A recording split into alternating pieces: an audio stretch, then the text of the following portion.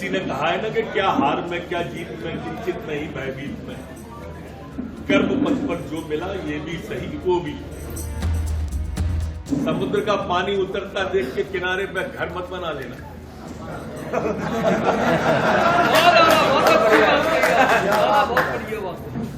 मैं लौट के आऊंगा, ये वादा है।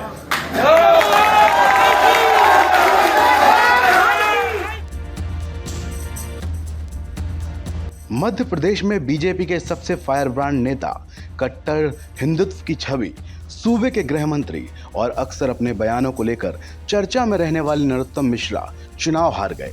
नरोत्तम मिश्रा मध्य प्रदेश की दतिया सीट से चुनाव मैदान में थे।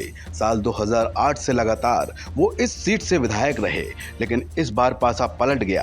कांग्रेस के राजेंद्र कुमार भारती ने नरोत्तम मिश्रा को करीब 8000 वोटों से हरा दिया। नरोत्तम मिश्रा खुद मान रहे हैं कि कहीं कोई गलती रह गई।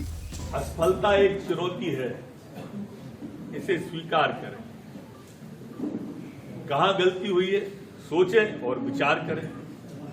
ये हमको सोचना भी चाहिए और विचार भी करना चाहिए। कहीं ना कहीं कोई ना कोई तो त्रुटि होती ही है अपन से। इस लिस्ट में नरोत्तम मिश्रा अकेले नहीं हैं। सूबे में भगवा लहर की आंधी के बावजूद शिवराज के 12 मंत्री अपनी सीट नहीं बचा पाए, लेकिन नरोत्तम मिश्रा जैसे दिग्गज नेता की हार के चर्चे पूरे मध्य प्रदेश में हैं। खुद मंत्री भी यही कह रहे हैं। इतना भी गुमान न कर अपनी जीत पे बेखबर, तेरी जीत से ज्यादा चर्चे मेरी हार के। अब सवाल उठ रहे हैं कि आखिर नरोत्तम मिश्रा हारे कैसे। इसकी कई वजह बताई जा रही हैं। सबसे बड़ी वजह इस सीट पर बीजेपी की गुटबाजी रही। बताया जा रहा है कि यहां बीजेपी कई धड़ों में बंट चुकी थी। चुनाव के दौरान कार्यकर्ताओं में एकजुटता का अभाव दिखा। नरोत्तम मिश्रा ने इसे दूर करने की तमाम कोशिशें की, लेकिन कामयाब नहीं हो पाए। कार्यकर्ताओं की दबंगई भी नरोत्तम मिश्रा की हार की एक वजह बनी। बताया जा रहा है कि इलाके में लोग मंत्री जी के नाम पर कार्यकर्ताओं की गुंडई से परेशान थे। कई बार मंत्री जी के पास इसकी शिकायत भी पहुंची, लेकिन कोई सुनवाई नहीं हुई।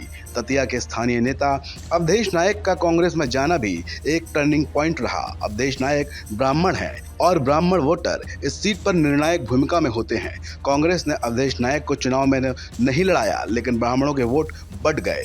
पुराने कार्यकर्ताओं की अनदेखी भी नरोत्तम मिश्रा की हार की एक बड़ी वजह बताई जा रही है। अंदर खाने की खबर है कि नरोत्तम मिश्रा के चुनाव प्रचार का जिम्मा इस बार उनके बेटे सुकर्ण मिश्रा संभाल रहे थे। सुकर्ण ने अपने हिसाब से युवाओं का एक अलग ब्रिगेड तैयार किया। पुराने कार्यकर्ताओं को तवज्जो नहीं दी, जिसका असर पोलिंग बूथ पर दिखा। इतना भी गुमान न कर अपनी जीत पे बेखबर, तेरी जीत से ज्यादा चर्चे मेरी हार के।